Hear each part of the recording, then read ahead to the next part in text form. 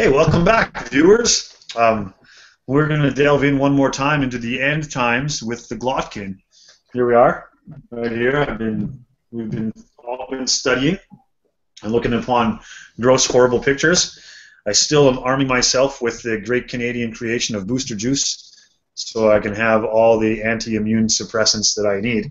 Not suppressants, that's the wrong word, but anti-immunity that I can versus the rot of Nurgle that is encroaching here upon the world of Glottkin. Very, very quick summary is that we have had all three prongs of Nurgle's assault come through Marienburg in the form of the Glottkin brothers, down the Drakewald forest with Gutrot Spume, and then through the Middle Mountains and tromping all over Talabheim was the Orgoth's Demon Spew and his Magath Lord friends, who teamed up with the mighty Tallyman Epidemius along the way. And all things point to Altdorf, that is where it's all going to converge. So, with my fellow philosophers, Keith and Vince, who are here once again with me, evening, everybody. We're going to turn to Vince to tell us about the state of the Empire as we now see it. Well, I guess in short, you could say it's not great. That would be my summation thesis statement. Yes, Altdorf is now ravaged by the work of the Good Doctor and sort of the coming of Nurgle. So there's a thick fog that has overtaken the city, and it's so thick they mentioned that, like, people, when they go out, they have to go out together in pairs and groups and tie themselves together so that they don't get lost in the fog. And that the alleys are full of weird, spindly, mutated creatures that dash out of sight whenever you get near them. And the Empire has sort of, like, gotten up all of their wizard colleges that they can.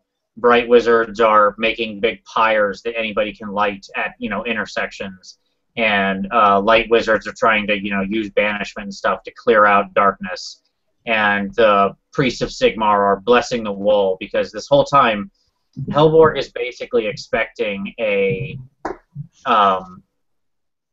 Helborg is really expecting there to be an assault. At this point, he's kind of heard, that there are things coming, and he thinks there's going to be a siege of Altdorf, which would not be. It has happened before in the history of the capital of the Empire, and he's a good soldier, so he starts rallying everybody up. He gets all his forces in order.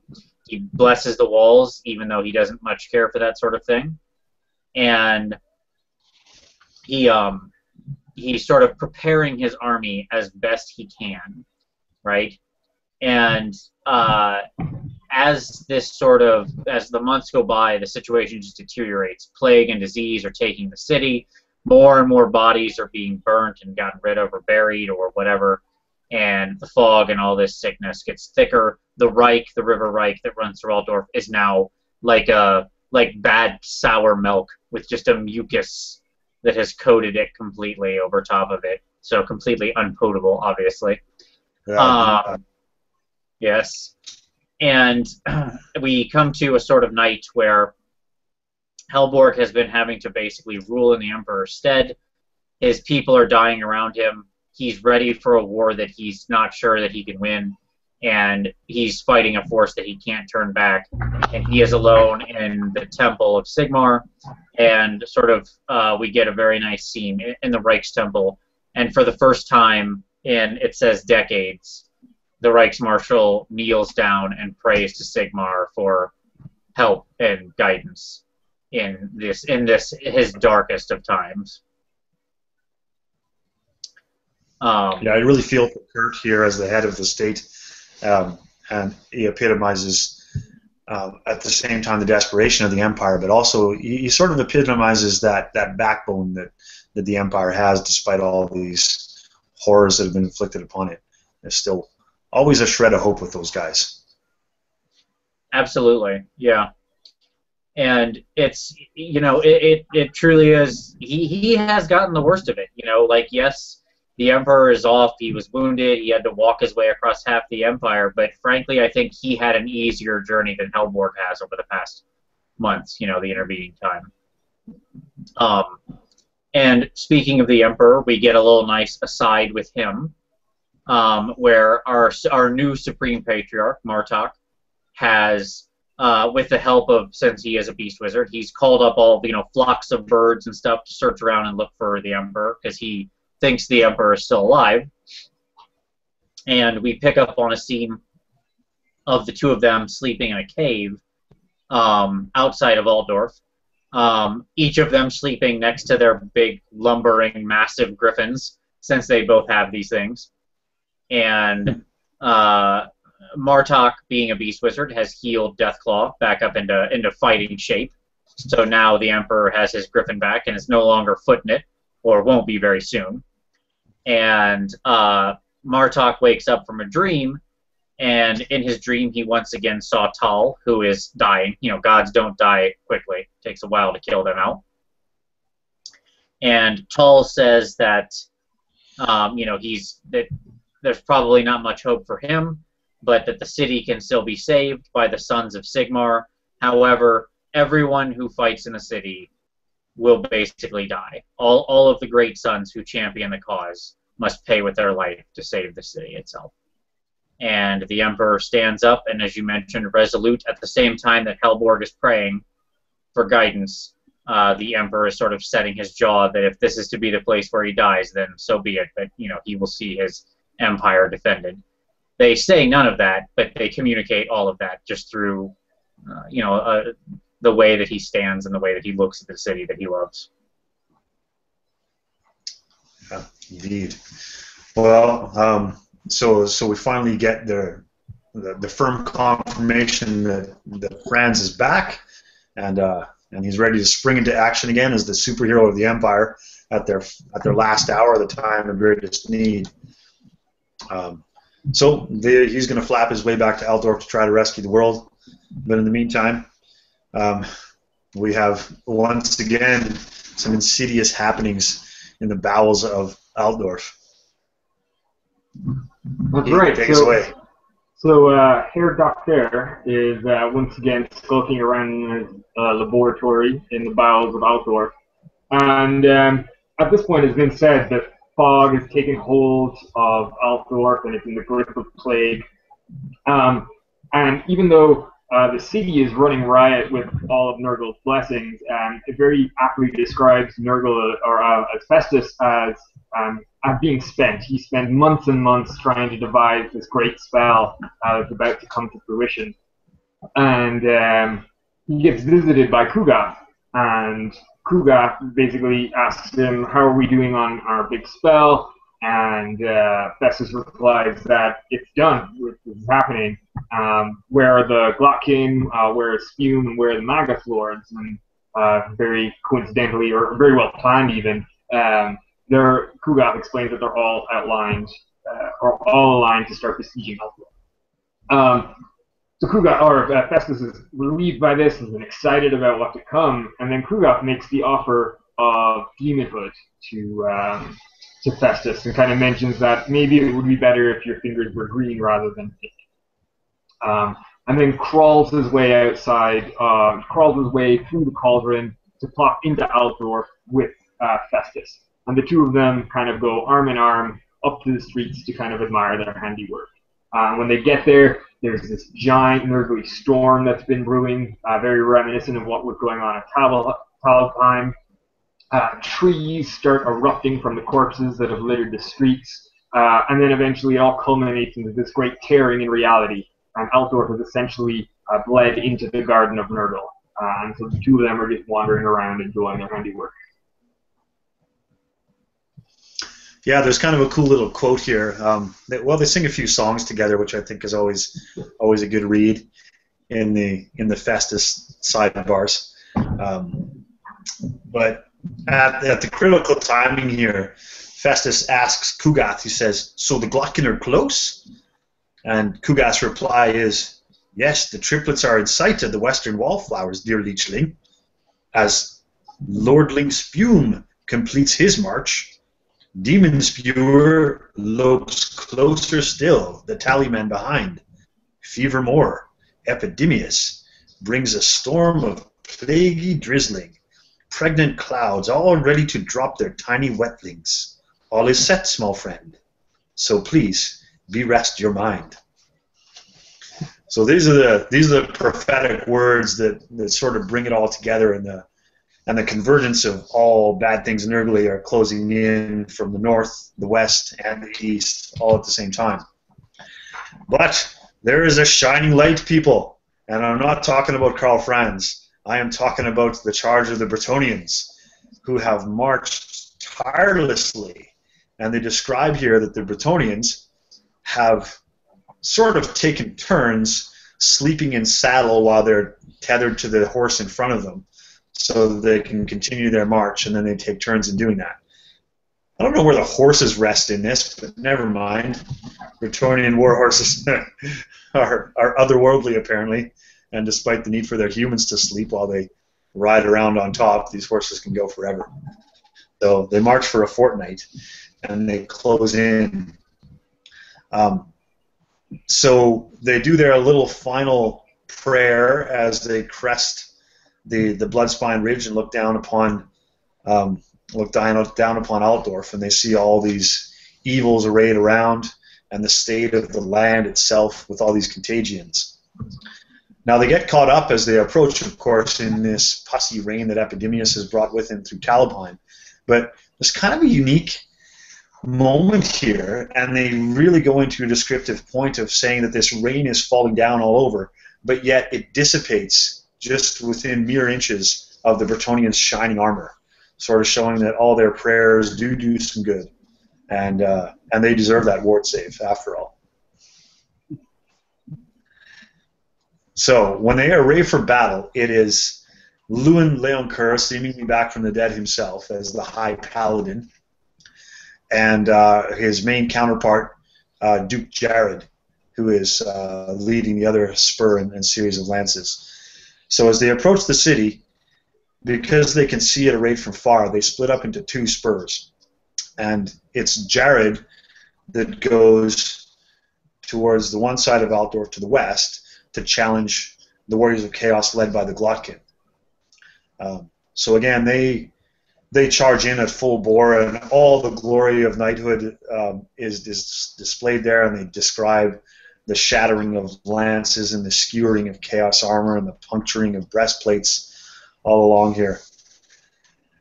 But as it always seems to, that charge eventually grinds to a halt, and they find themselves in a desperate back-and-forth struggle with hand weapons to shields and clashes, so forth, and that, at the very least, buys the Empire a bit of time and blunts the assault of those Chaos Warriors led by the Glottkin, and attracts their attention a fair bit.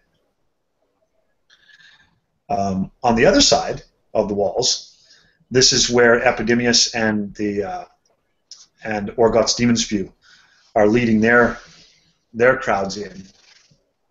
Now, we'll turn inside the walls just for a second for the poor Empire guys who are beset by all these plagues and rains and things like this. And they build themselves some canopies over their war machines and Hellblaster crews so that they can be protected from it. And they build, just rough tents and tarps that cover their heads so that they can keep their gunpowder dry.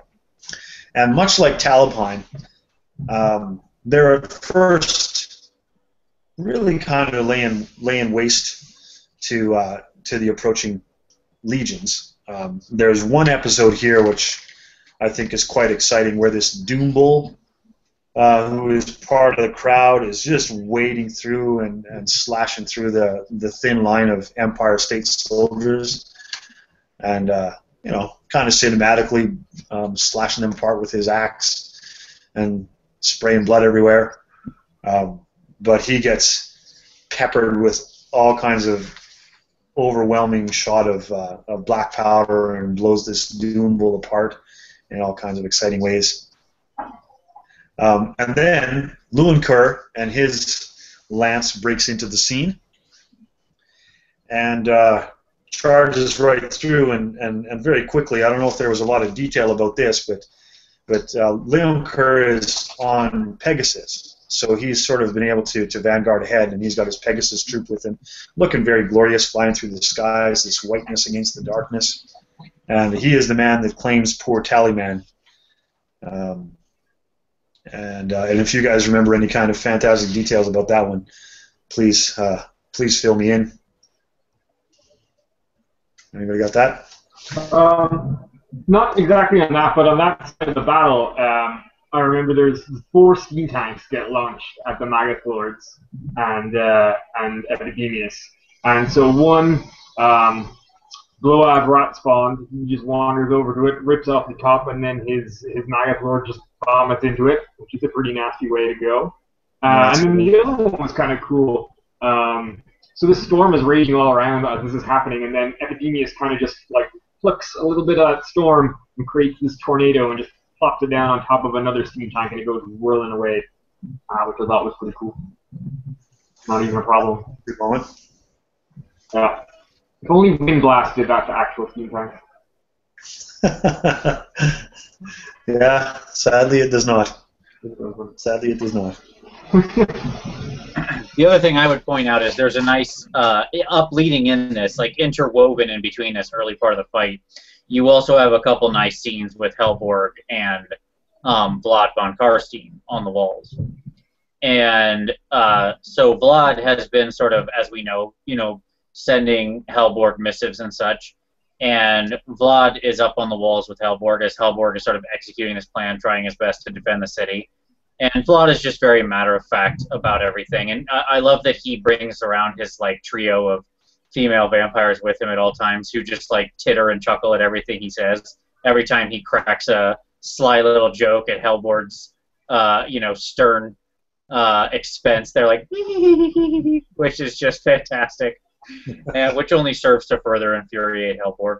But when sort of Helborg's initial plans kind of fall apart, Vlad says, all right, well, I think you're out of options, so give me what I want. And finally, the Reichsmarshal, says, all right, fine, that's it. From this day forward, Sylvania is now a full-fledged province of the Empire, and you are its elector count. And as its elector count, go do your duty and kill something for the Empire. Vlad is basically like sort of mock salutes him and then kind of heads out to do his business. The other thing I would mention is there's a line about how Vlad says, I'm not staying up on this wall for the battle, referencing back to the last time he was on the wall and had a very uncomfortable experience, shall we say, from the walls of Altdorf. Yeah, that's where he met one of his untimely ends, where he was hurled from the walls, and he got the old classic vampire death of a stake through the heart and finished him up. Yes. After he'd fallen from the walls. Yeah. So it's great that he kind of gives Helborg the toughest of all ultimatums, and finally breaks the old salty veteran of just having to choose effectively the desperate situation and the lesser of the evils in this situation. Yeah, and Vlad's very clear about it. He's like, look, Nagash wants this place to stay pliable.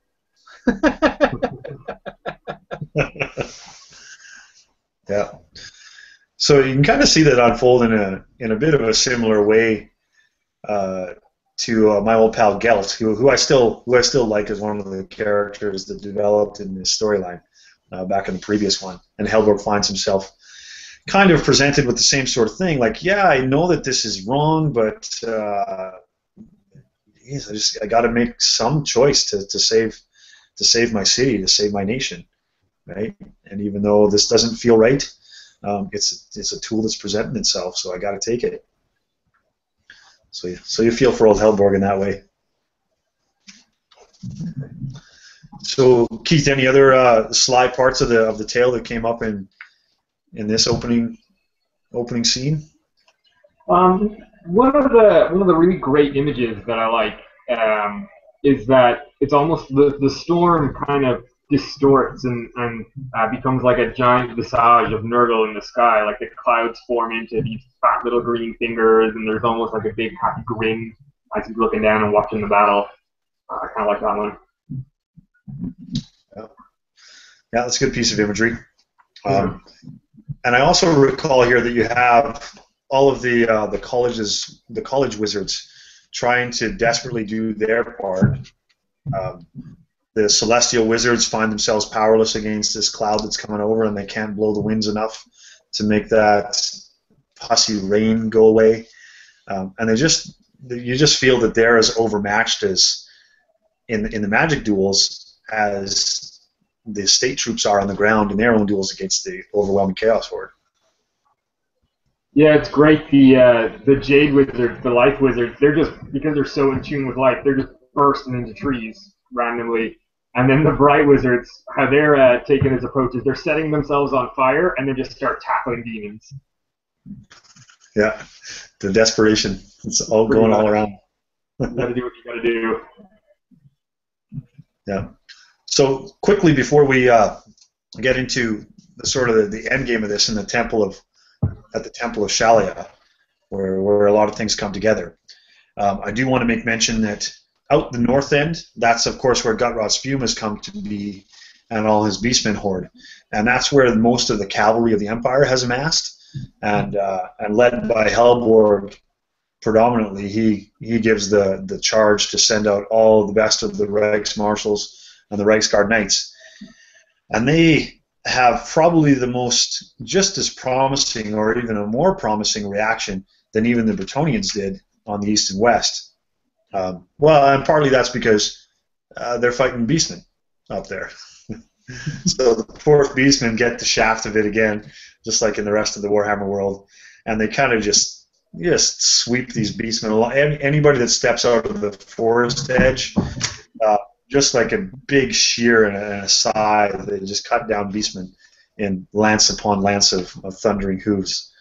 So that's a big moment for the Empire Knights if you're a fan of them.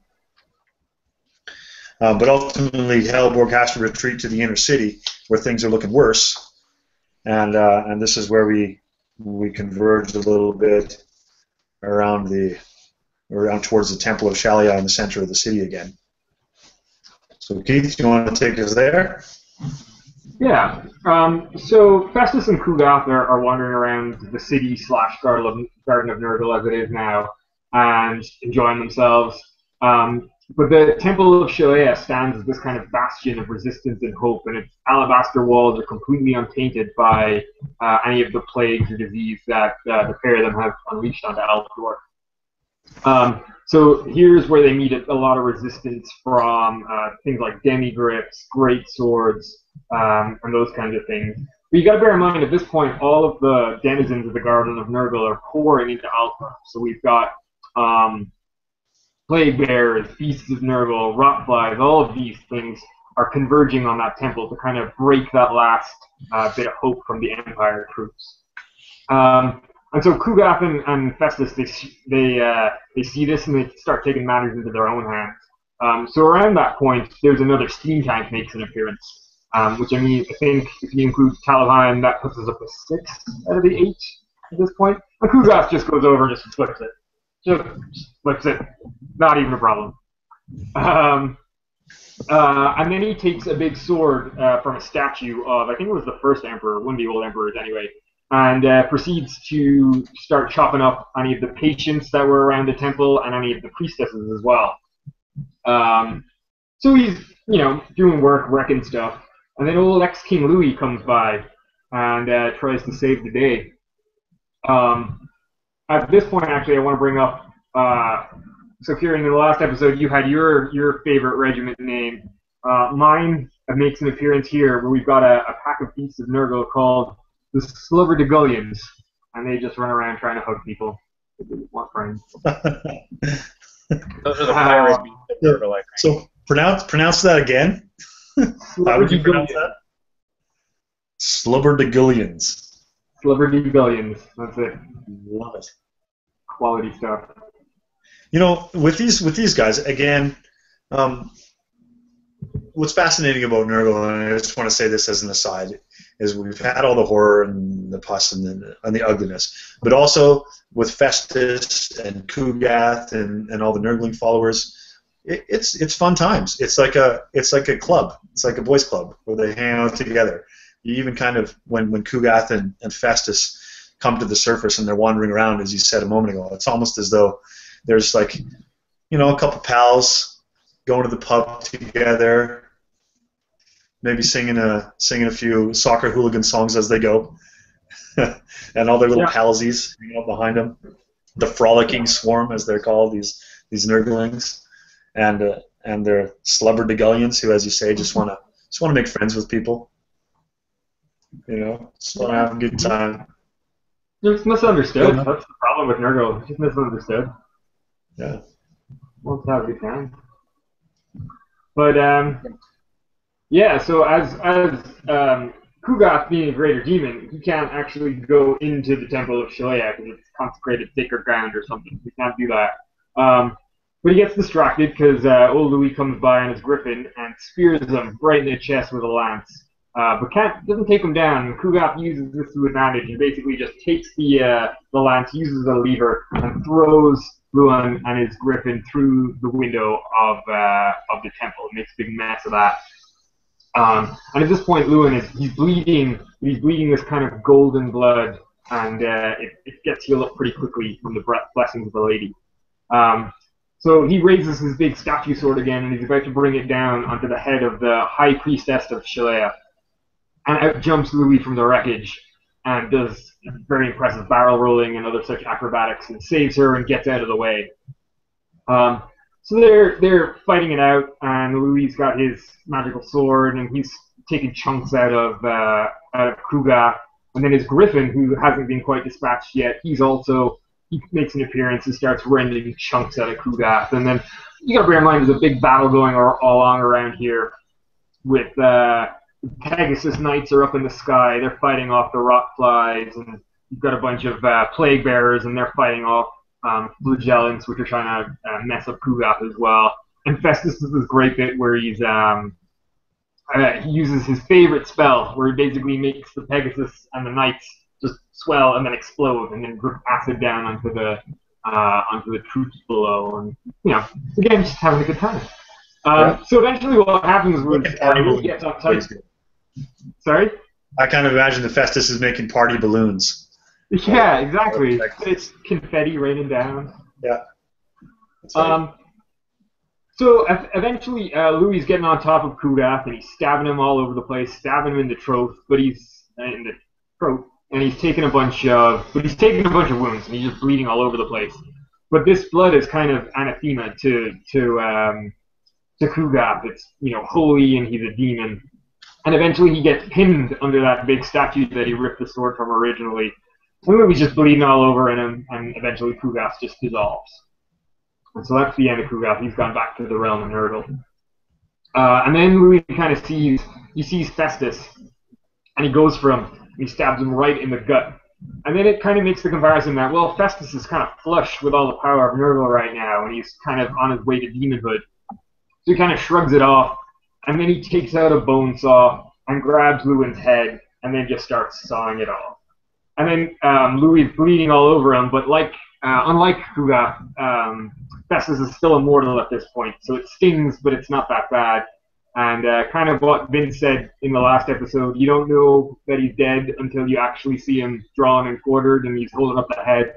Well, Festus severs that head, holds it up to the sky, and then Nurgle blesses him with demonhood.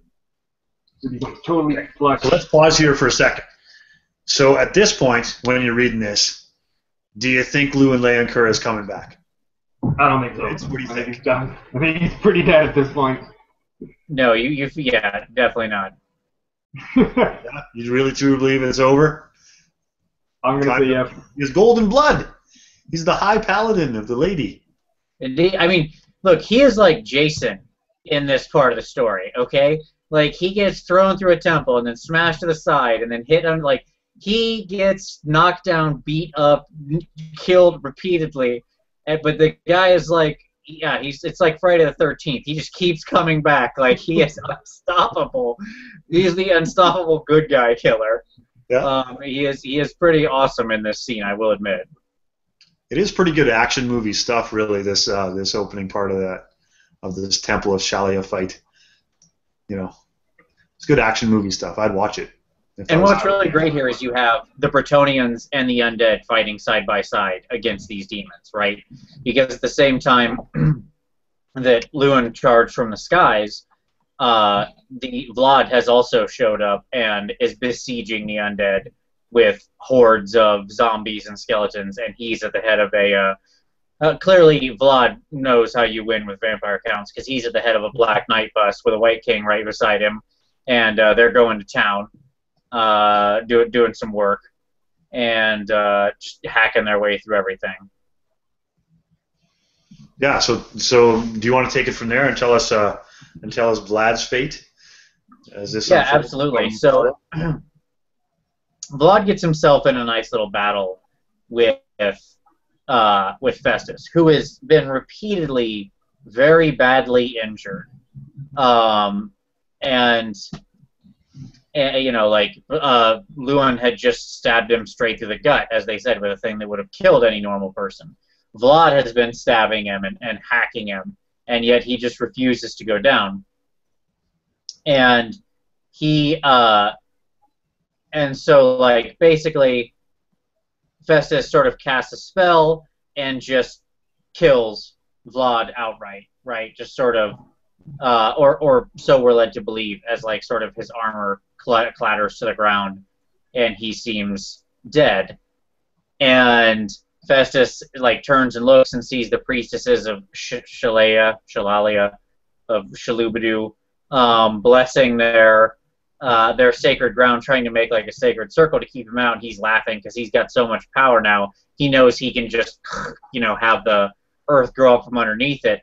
And as he starts to focus on that, he turns around to see Vlad is back, coming up from beneath the table, coming at him and swinging his big blood drinker sword down, which, of course, Festus is ready for, and he sort of grabs it with his hand, catching it in his hand, which is like, you know, stone.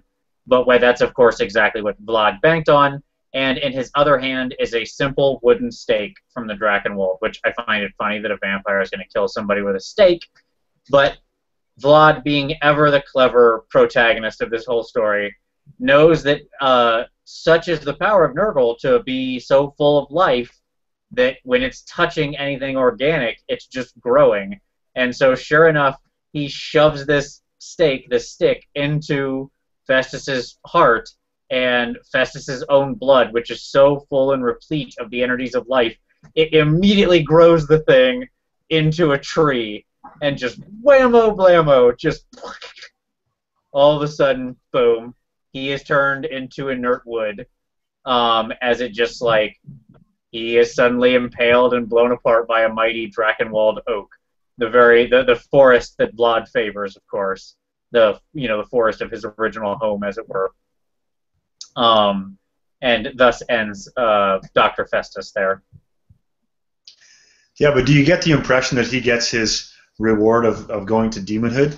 Because part of the description here is that he is spread wider and wider with this growing oak until he just bursts into a cloud of green-gray ectoplasm, which swirls up into a mist and is whipped away up into the clouds above.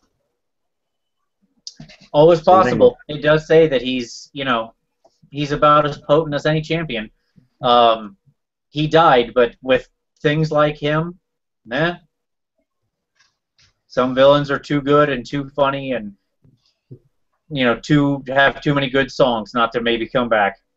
Yeah, that's kind of a guy you want to see back again. Yeah, I think he's just got to rest on the farm with Papa Nurgle for a little while. Yeah. One thing I want to point out about that fight, though, is there's this funny little aside where, so there's this soul grinder called Stem Cutter, and he's got this great backstory because he's basically Nurgle's gardener, and he goes around and he's like pruning all of the trees in Nurgle's garden so that Nurgle gets the best view when he goes for his evening strolls along his garden. And so he's on his patrol, pruning the weeds, and then he wanders into Altdorf, he turns around, he punches Vlad in the back of the head, he spits on some Altdorfians, or Altdorfers, and then he wanders away again. And that's that. Back to trimming the hedges. Back to trimming the hedges, yeah. I love it. I love how he has this elaborate backstory, and then he turns up and punches Vlad and then wanders away. Great. Yeah, moment. So I guess with Vlad's intervention, that's the banishing of Kugath, the death of Lewin Leoncoeur, whatever happens to Festus if he ascends to demonhood or if he's just obliterated. The rest of the state troops and Vlad's undead masses do away with any of the demons that were assaulting, and then we sort of move it to a different angle. And this is where we get the appearance of the two biggest players of the whole book. And maybe if there's something else in between, maybe I'm jumping ahead too far here. But the Glottkin finally have been piled their way through Jared and made their way through the walls of Altdorf by mostly through Ethrak doing some fantastic zapping of magical powers and taking down wizards here and there and blowing up heads and bringing clouds of flies. There's probably a few semi-memorable descriptions about how he dispatches of people, but at this point it's just become another trail of horrible things that just seem like all the stuff that he was doing in the early chapters anyway. But it finally comes down to the showdown. So before we get to the showdown, is there any other quick points that stood out for you fellas leading up to that? Our old pal Nunvard, he finds his way out of the sea and makes an appearance. Oh yeah, because last we left him, he was hurled out into the bay of Marienburg. So he swam his way back. Good man. Yeah, so he summons up his Terrorgeist, and that gets into a bit of mischief with the Glottkin, and basically drag them into the center of Altdorf. But they dispatch it fairly handily, and then we've got the big showdown. Yeah. Okay. Vince, you wanna handle the showdown? Leave it, or do you want to pass on that honor? I will pass on that honor and allow somebody else to pick that up first. Okay. Keith, give us the showdown. Well, the other thing that I point out is Martak also shows up. Well, so Martak and Kofrans, they show up together to try and take on the Glottkin. And then, as you mentioned earlier, Kieran, the Empire are really struggling against this barrage of magical energy, and so Martak tries to summon the Amber Spear. He throws it at the Glottkin. They're not really too bothered about that. And then he actually goes for a transformation of Fidon as well, but can't quite summon the magical strength. And then it kind of doesn't go anywhere. He just kind of runs into the castle and then finds a sign leading down to the Imperial menagerie. And then that's where he goes to try and recover his strength or something like that. So, right. You know what? Actually, that sparks a thought for me. This is our reappearance of our good old friends, the Beastmen. So they have managed to get a few of their numbers in there, and the Harbinger is hot on the trails of Martak. Now that I recall this, so Martak finds himself just very weakened, both by wounds that he's taken throughout the battle, as well as just the absolute exhaustion that he's expended in his magical powers. So he finds himself being chased by a pack of beastmen through the Imperial Palace, of all things.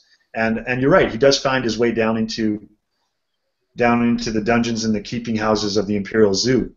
So Martak is really on the verge of exhaustion and passing out here, and he kind of goads the goat people down with him. And as the goats are kind of closing in and they're looking for the final prize, what Martak does is he slips open the cage doors for the Imperial Dragon, and he turns his head around the corner and just roasts and cooks all these beastmen to their mutton-filled glory, and saves Martak's poor ass before it switches away from that little episode. So the Supreme Patriarch lives through desperate times. So that's good. That sparked my memory. I'd forgotten that a little bit. Yeah. Yeah, and so then Karl Franz turns up and is engaged in an epic struggle to the death with the Glottkin. Before I get on to the I want to mention kind of what's going on in the heavens right now. So Geheimnisnacht is the one night of the year where the Chaos Moon completely eclipses the other moons. But at the same time, we've got the twin-tailed comet, and that's burning bright in the sky, and it's burning so bright that it's actually almost eclipsing Morslea. So we're kind of seeing this foreshadowing of the light of the Empire and the light of Sigmar almost blotting out that of Chaos. But it certainly doesn't look like that from the events that unfold. So Girk Glott is engaged in a struggle with Deathclaw, and Karl Franz is making lunges with his what do you call their swords again? The rune blade, rune sword. Rune Fang. Rune Fang, thank you. So he's lunging and stabbing, and he's really just making Girk angrier. And Girk basically picks up Deathclaw and throws him into the fountain of the Imperial Palace, which is just spewing forth these absolutely rotten foulness at this point.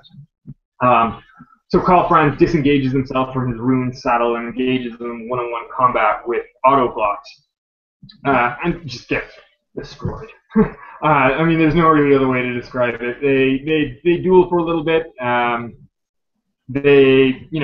He's stabbing Otto in the stomach. Otto's not really fazed by this. He essentially just knocks Karl Franz back and takes his own rune fang from him. And then he goes to deliver his final blow with Karl Franz's own rune fang. Because somewhere earlier in the story, someone was making fun of his size. People are always making fun of his size. Not a block was not okay with that. But he took the rune fang and he goes to strike down Karl Franz. I believe that Karl Franz does in fact die. There's a couple moments there when he does die, or at least that's my interpretation of it. And but then he is. So you want to say something there, Kieran? I was just going to interject. Isn't this is where Helborg does his last attempt at at saving the day, doesn't he? That's right. You want to take that?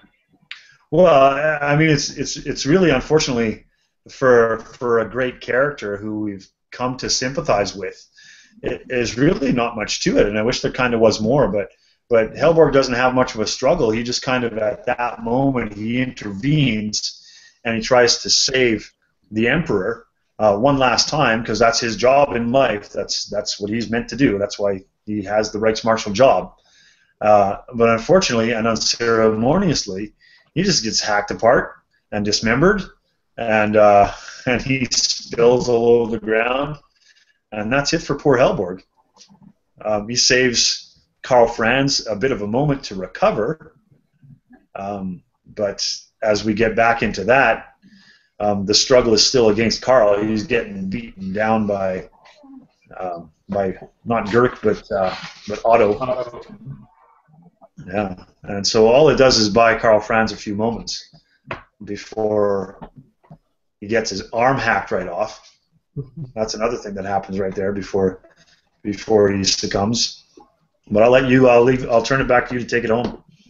So as you say, he's hacking off limbs. Like Otto is really savoring this moment. This is his time to shine, right? He's about to kill the Emperor. He's about to take the backbone out of the Empire. And this is his conquest of Altdorf. Papa Nurgle's up in the sky watching him.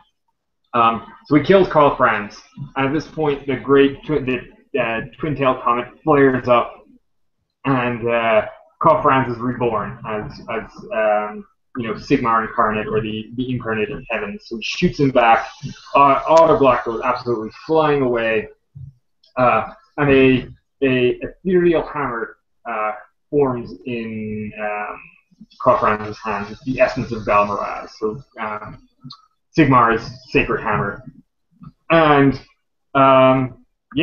he just comes at the Glottkin, and then Ithrak, being the smart kind of wizardly type that he is, realizes that the Glottkin are completely outmatched at this point, and the three of them just kind of vaporize into a cloud of flies and then go buzzing away. In Karl Franz's great reincarnation of life.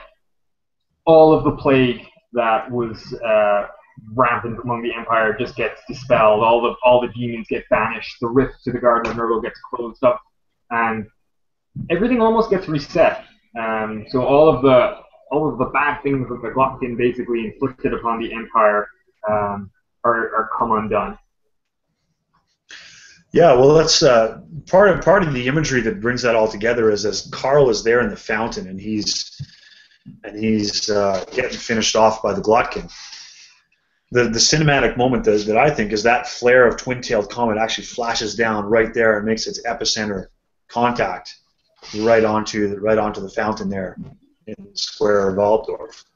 So out of that is Karl reborn, but also out of that as well is the cleansing fire of the twin comet of Sigmar.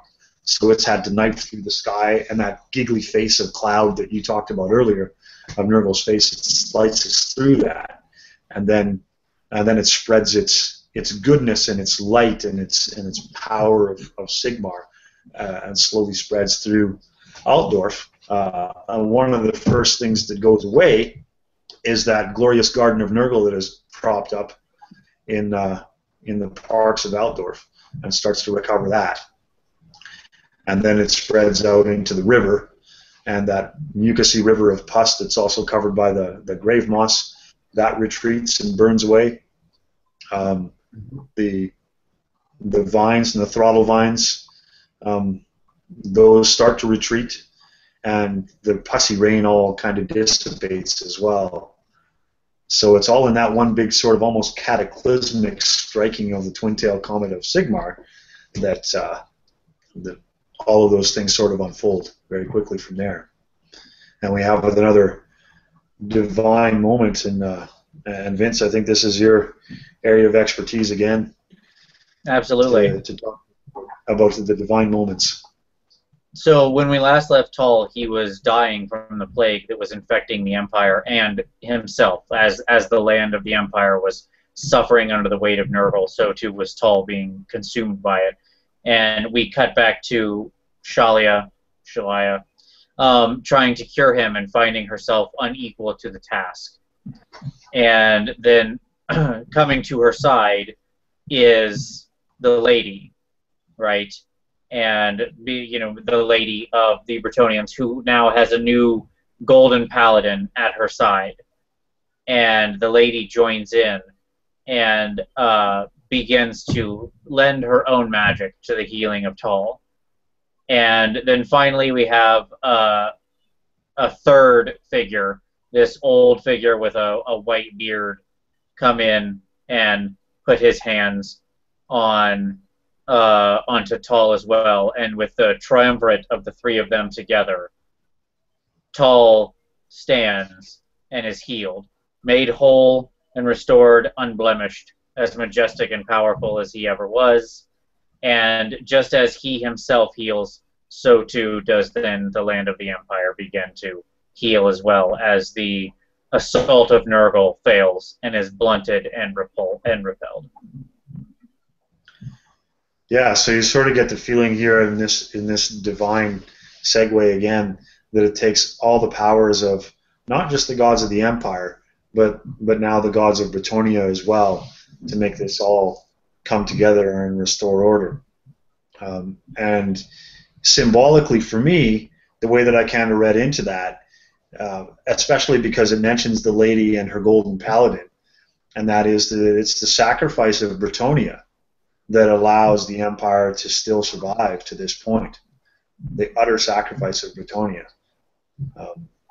So we can hold our hearts and take a moment of silence, I think, for Bretonnia, who you get the feeling has kind of thrown its last bone that it ever will at this point. Is sort of how you feel about it when it comes together. How do you guys feel about that?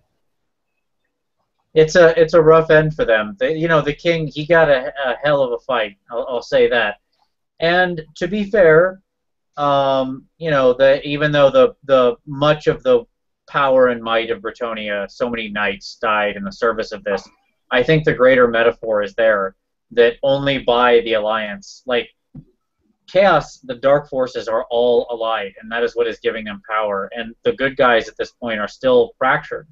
And if they don't figure out how to get there together, get themselves together, then they can't ever hope to repel this. I think the story of the gods healing Tull is exactly the story of the mortal realm underneath, that only when all of the three of them work together, representing the mortal realms of Bretonnia and the Empire, were they actually able to repel just one of the Chaos Gods.